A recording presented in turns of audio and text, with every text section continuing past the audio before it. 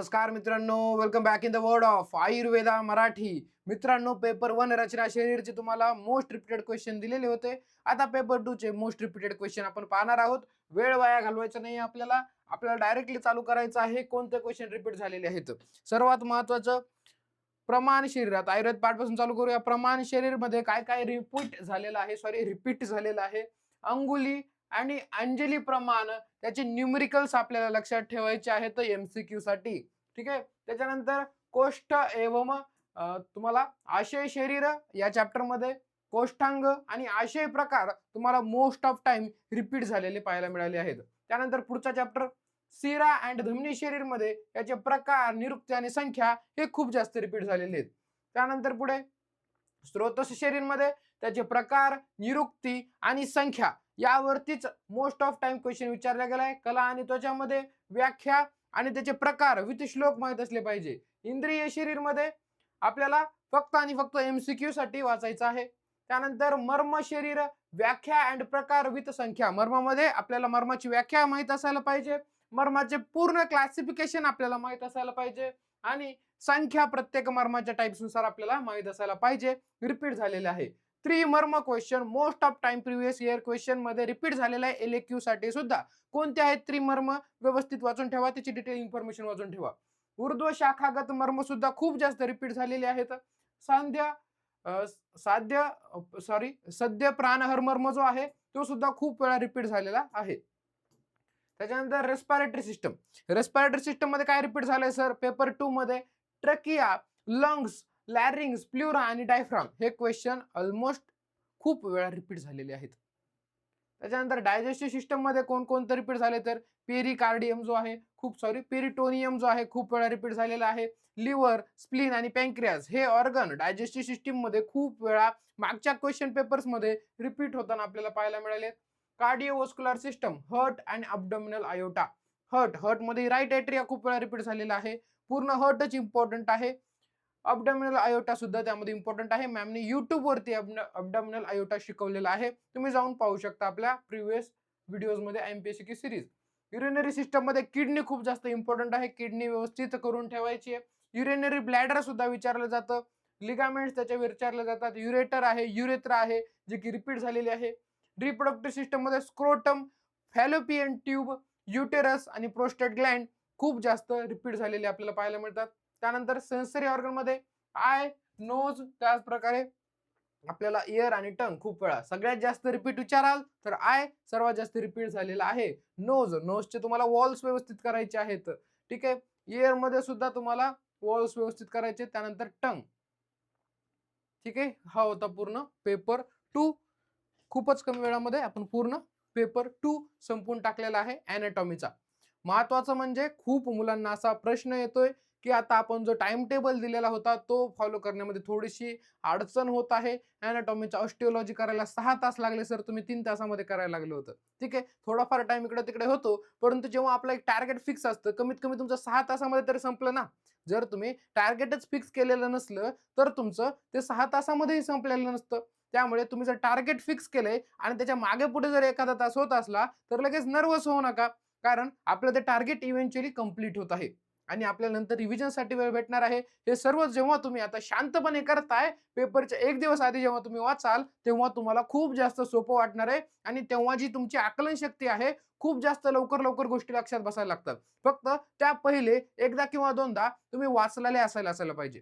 त्यामुळे आताच वेळ आहे, तुम्ही त्या गोष्टींवरती नजर मारून घ्या ज्या गोष्टी इम्पॉर्टंट आहेत, मोस्ट रिपीटेड आहेत. आम्ही सर्वात जास्त इम्पॉर्टंट सांगितलेले आहेत, त्या तुम्हाला सर्वात जास्त फोकस करून तुम्हाला पाठच करावे लागतील आणि ज्या गोष्टी आम्ही इम्पॉर्टंट मध्ये सांगितल्या नाही त्या गोष्टी तुम्हाला वरून नजर मारायची आहे. ठीक आहे. काही तुम्हाला अडचण येत असेल तुम्ही कमेंट बॉक्स मध्ये सांगा, आपण त्याच्यावरती तुम्हाला छानसं उत्तर देऊ किंवा त्यावरती व्हिडिओ बनवू किंवा नेक्स्ट व्हिडिओमध्ये त्या कमेंटचं उत्तर आम्ही तुम्हाला नक्कीच देऊ. ठीक आहे. जेवढे माझ्याकडे मेसेज आले तेवढ्यात तर विद्यार्थ्यांना आता अभ्यास व्हायला लागलाय, परंतु त्यांना जेवढा अभ्यास कव्हर करायचा आहे तेवढी अपेक्षा म्हणजे तेवढा टाइम त्यांना मिळत नाहीये. ठीक आहे. पहिले आपण थोडंसं रिव्हिजन कमी केलं होतं म्हणून हे प्रश्न आपल्याकडे आलाय, परंतु आता इथून पुढे आपल्याकडे जो वेळ बाकी आहे त्याच्यावरती जास्तीत जास्त आपलं कॉन्सन्ट्रेट करायचंय. जो तुम्हाला टाइम टेबल मध्ये दिल्या दिवसातून कसा अभ्यास करायचा तो फॉलो करा. 20 दिवस जे फॉलो करत आहेत त्यांना खूप जास्त इझी जात असेल.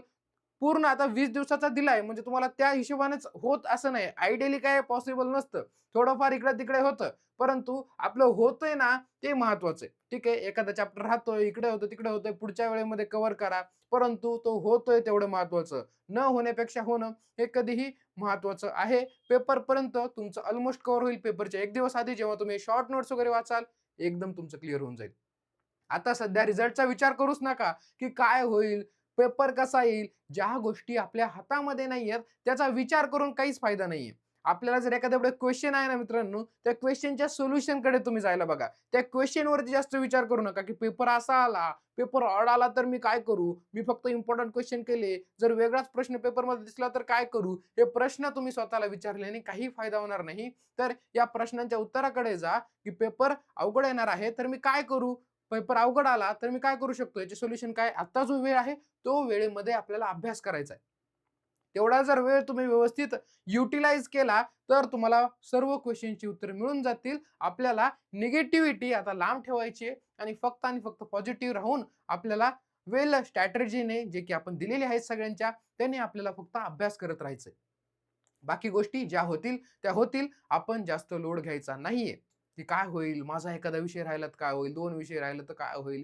हे जे होईल ते तेव्हाची तेव्हा पाहता येईल ना. आताच तुम्ही विचार केल्यानं काय एखादा विषय तुमचा काय एक्स्ट्रा येणार आहे किंवा जाणार आहे असं काही नाहीये. आता तुमच्याकडे जो वेळ आहे तो फक्त युटिलाइज करायचं तुमचं काम आहे. ज्या गोष्टी पुढे येतील त्या गोष्टी आपल्याला सामोरे जायचंय. त्या सामोरे जाताना काही अडचण आली तर पूर्ण टीम आयुर्वेदा मराठी तुमच्यासोबत आहे. असं समजूच नका, की काही परिस्थिती आली तर फक्त तुमच्या एकट्याला सामोरे जायचंय. आताही आम्ही तुमच्यासोबत आहोत. तुम्ही फेल झाले तरी तुमच्यासोबत आहोत.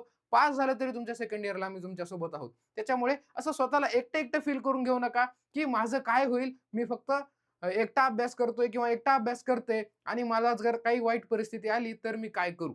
असा अजिबातच विचार करू नका. आता सध्या फक्त आणि फक्त paper, syllabus, syllabus copy, blueprint आणि तुमचं बुक्स किंवा तुमच्या नोट्स एवढंच तुमच्या पुढे ध्येय असलं पाहिजे.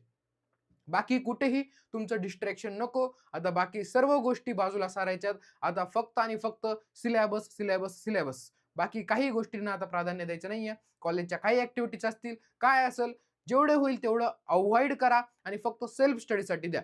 ज्या गोष्टी तुम्हाला ग्रुपने करायच्यात बोन्स वगैरे त्या करा, पण त्यानंतर त्या स्वतः सुद्धा रीड करा. फक्त ग्रुप स्टडीच्या भरोश्यावर बसू नका. सेल्फ स्टडी सर्वात जास्त महत्त्वाची आहे आणि रिकॉलिंग टेक्निक तुम्ही यूज करा. म्हणजे बसल्या-बसल्या आठवा एखाद्या पॉइंट्स मधले सब पॉइंट्स आठवताय का? जेव्हा तुम्ही रिकॉल करता ते सर्वात जास्त तुमच्या ब्रेनमध्ये फीड होण्यात मदत होते आणि पेपरमध्ये ते आठवायला लागतं.